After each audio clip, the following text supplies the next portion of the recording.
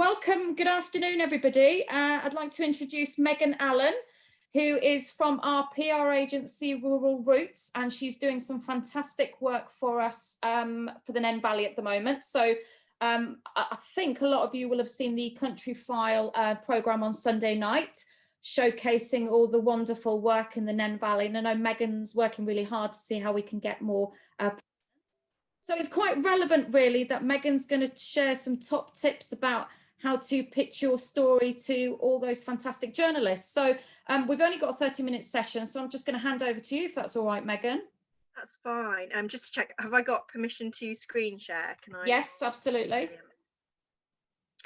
Oh no, it says I can't at the moment. Oh, does it? Oh no. Yeah, Okay. host disabled, so I just need you to enable it so that I can go. I've made some slides. Share screen, host disabled, participating screen sharing. It won't allow me to do it. I sent you a link. Oh, you can't share your screen either. I think the problem is because my the guy who was supposed to be running it, so I'm using his Zoom, so I don't know how much permission he's given me. I think it's fair to say it's kind of like a car crash day today. Well, I can record. I can sort of go through the presentation because I've got it here in front of me as well, and I can just send out the slides afterwards. Yeah, let's do that. Yeah, it's quite good actually. So we can see your lovely face instead. Oh god, yeah, okay. Well, hope you've got a pen and paper and you're taking notes, guys. But you will hopefully get the slides afterwards. So yeah, hi, I'm Megan. I am from Rural Roots Media. I'm based over in Oakham in Rutland, and I specialise in tourism PR. So working with rural businesses in the tourism sector. And as Karen rightly said, I'm helping them at Destination Nen Valley, which is really exciting for me. Sorry, I know where you are. It's Nen. I'm at the Nen end, so yeah, definitely Nen. I actually went to university in Northampton as well, so I bet there's probably some lecturers there telling me off. Anyway, I'm going to talk you through my top tips for pitching to the press. Now, initially we discussed, or we were going to do 5 top tips. However, I think actually what I'm going to do is talk you through building a campaign and what's important to having in place before I do those 5 top tips. So you will get those 5 top tips. It's just right at the end. Okay. So excuse me, while I'm going to have to lean across and just do my my slides at the same time. So I want to start off with a quote from a guy you might have heard of, Bill Gates.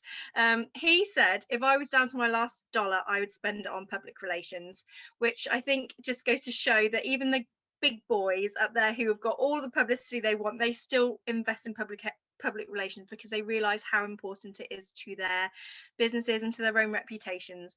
So public relations is a tool for building your reputation, whether that's as a business, as an individual. It's just about really telling people who are your target markets and your target audiences that you are there. This is what you do and this is what you specialize in.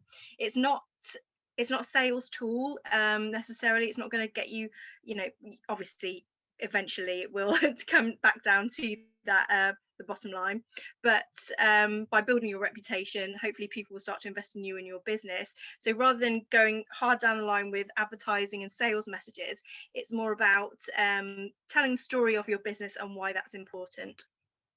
So the first thing I want to talk to you about was your story. So before you pitch to the media, you need a good story to tell them. It's no good just going to them and saying, oh, we're doing this on Monday, thought you might be interested, because I'm going to say 99% of the time it's probably not going to interest them. It needs to have a good news hook.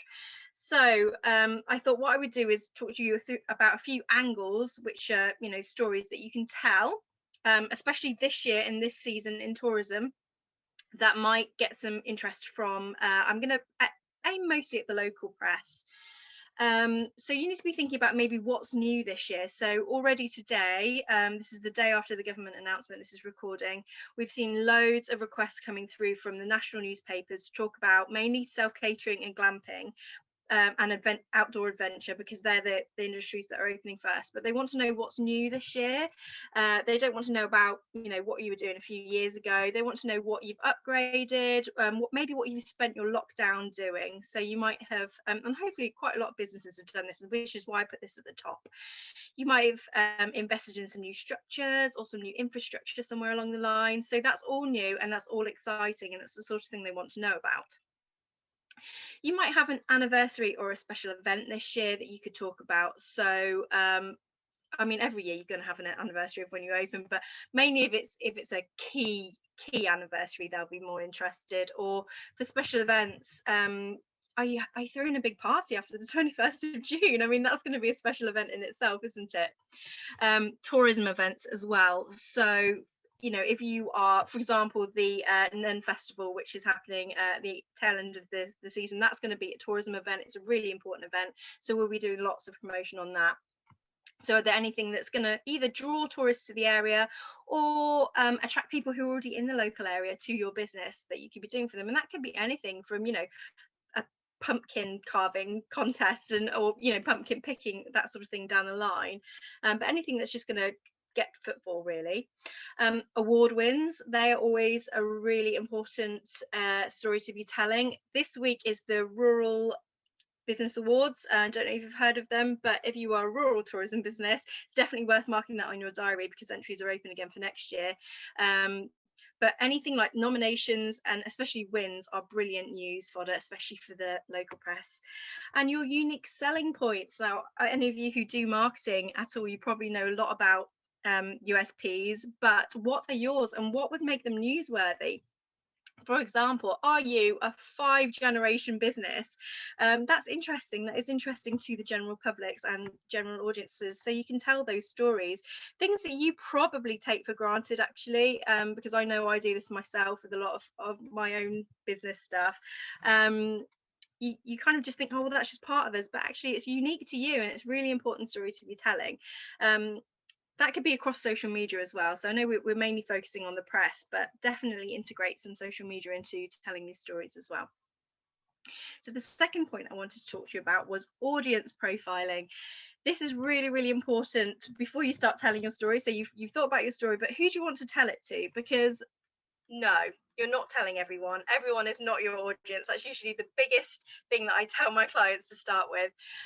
Yes, you probably do have a wide audience, but you're not going to be telling them the same story at the same time. For example, in high season, well, in the summer holidays, for example, you're going to be targeting more families, aren't you, rather than older retired couples. They will come in before and after that, or younger couples without children. You're going to be mainly focusing on that family market, and therefore you need to be putting out stories and messages that are relevant to them and are going to interest them. So when you are profiling your audience, you need to think about what their spending habits are. So what's their income like? What's their lifestyle like? Do they like to go out to eat in the evenings? Do they spend all of their spare money on holidays, on staycations? Is this going to be their main holiday of the year or main event of the year? And how are they going to spend that money with you? Basically, how can you bring them to spend that with you? And then you need to be thinking about their media consumption as well. So where are they reading about this? Are they scrolling on their phone, and therefore you need to be working more with the digital titles? Or are they still traditionalists and they like to read a newspaper? So again, think along the lines of where they're going to be getting that news. Thirdly, photography. So anyone who works with me knows that I talk about this a lot and how important it is to have a decent bank of photographs for your business, but especially for working with the press, they need to be high resolution, which means at least 1 megabyte. That's because when it goes into print, it blows the photo up, and it needs to have that high resolution. If you just take a photo from your website or from social media, for example, they'll probably be low resolution and they won't work well for print. Try and get images that are both portrait and landscape. In this day and age, it's really easy to just pick up your phone and snap a photo like that. However, actually for the press, especially if you're thinking about working with magazines and newspapers, they prefer a landscape size image. So if you can try and get both, that's always really handy. And also use people. So tap into their emotions. I call this emotive photography. But don't, if you are, for example, a lovely self-catering accommodation, let's focus on them for a second because they're opening first. Okay, yes, you have a gorgeous business, but your audience isn't necessarily going to just want to see an empty room. What's going to appeal to them, going back to the family market, they want to see a family in that room enjoying themselves and having a good time. They're going to think, I want to be that family. Like, that's where we want to be. That's what we want to be doing. So try and use their emotions against them, really, and their sentiment, and try and make them feel like that's who they want to be and where. So getting some good images to go with your story is really, really important. Fourth point I wanted to make was look and read. So once you have identified your story, you've identified your audience and where they're reading it, you need to start reading the publications that you want to work with. So say, for example, you identify that you've got a really good story that would work for Countryfile magazine. We were on Countryfile at the weekend. You need to read that magazine. You need to look at the stories that they're writing. You need to think about how that story might angle with that publication. And look at who's writing it as well. So who the journalist is, who you might need to contact there, and start making notes, because even though your story might be brilliant, it's not going to fit all publications and all angles. So you need to make sure, you might have to tweak your pitch when you pitch to them, and we're coming to pitching. You might have to tweak it slightly to appeal to the kind of stories that they tell. So I will give you an example. So Countryfile, we know they like layers to their stories. They don't like straight stories. They like to build up to something. So there has to be quite a lot. It has to be quite meaty, basically, and really good images for them, both with people in with and without. So make sure you're reading them, and there are some brilliant apps. Little tip for you, so things like Readly and Pressreader. I actually get Pressreader free through my library with my library card, so you can go on there and you've got this whole library of magazines and newspapers that you can download and you can read, so you don't have to be going out and picking them up. If you have a library card, you just log in for free. So there's a little tip for you. And now I thought we could get to pitching. So pitching is where you approach the newspaper or magazine that you want to be working with, and you talk them through your story and why it's important. And obviously this is why you guys are here. So I thought I would give you my 5 top tips. Keep it short. So when you approach a newspaper or magazine, you want to send them an email mainly. Don't go picking up the phone. Most editors or journalists like to be approached via email now, but they don't want your whole life story in one go. They just want to know one sort of meaty paragraph about why they need to be writing this story and why their readers are should be interested in this story. So they're, as an editor or a journalist point of view, they're not interested in you and your business per se. They're interested in what their readers are going to find interesting. So that's how you need to angle it, as to how why their readers would be interested in it, why they should be publishing your story. So basically why it fits in with their profile, why it fits in with their audience profile as well. And just keep them in the loop with everything that's going on, really. So keep it short and snappy. Tell them why your story fits their profile. Copy and paste a press release into the email. So if you are writing a press release, not all pitches need a press release, but if you are writing a press release, they're really, really handy just to have for points of reference, really, for a journalist. So I think a lot of people think with a press release these days, you have to have really sort of press standard, finely tuned, copy and paste worthy press releases. It's not always the case. Actually, journalists just like to have it as their reference. So you need to include the information that they need in there, and it's mainly, it shouldn't be more than 1 A4 size. Sometimes there are stories that are worthy of more, but generally no more than 1 A4 size. Put some good quotes in there from yourselves, bit of background to the story. So what you do is the first paragraph has to be really meaty. It has to sum up the story all in one paragraph, and then you start to break it up again. So you then move on, and as it goes, you tell the full story. So tell them exactly what it is in that first paragraph, then break it down again, include some quotes, matches well with your images, all of those sorts of things. So copy and paste it into the email body. Journalists don't necessarily want to be getting a lovely pitch telling them why they should be interested in a story and then have to click through to everything. They are short on time. If they can just scroll down and read the press release, read that story, think, okay, yes, this will work or this won't, then that's the way to do it. What you should do is also attach it as a Word document and attach the image as well. It is a bit of a faff, but it is worth doing, because then they also have it there to open and reference. So when they come to copy and paste it, if they copy and paste it, they can do it from Word. And the email is there attached to the photo is there attached to the email. Now, if you've got a bank of photos, this is where having something like Dropbox comes in handy, because you can copy and paste a file from Dropbox so that they can click the link and they've got access to download all of those images for your business. But always try and attach one key one to that email. And then finally, don't be tempted to leave it 2 hours and send them another email saying, hi, did you get my email? Or pick up the phone saying, hi, did you hear from me? Unless it's really, really, really important, timely story, in which case they want to be turning out straight away, and you know they will. Try and leave it a few days before you follow up. Journalists can take time to get back to you. If it's not, like I said, if it's not timely, if it's not mainly on their main radar, they might read your email and think, yeah, okay, I'll come back to that. Or they might read it and then completely forget. So you are totally entitled to follow up. What I tend to do is find the email that I originally sent them and just reply to it so that it pushes it all back up to the top of their inbox, just reminds them to read it. And often they'll come back and say, oh, sorry, I didn't see this, or no, it's not for us. And don't be put off if they say no. It just means that you're not right for that particular publication, and move on to the next one. Always have a backup plan. Don't put all of your eggs in one basket.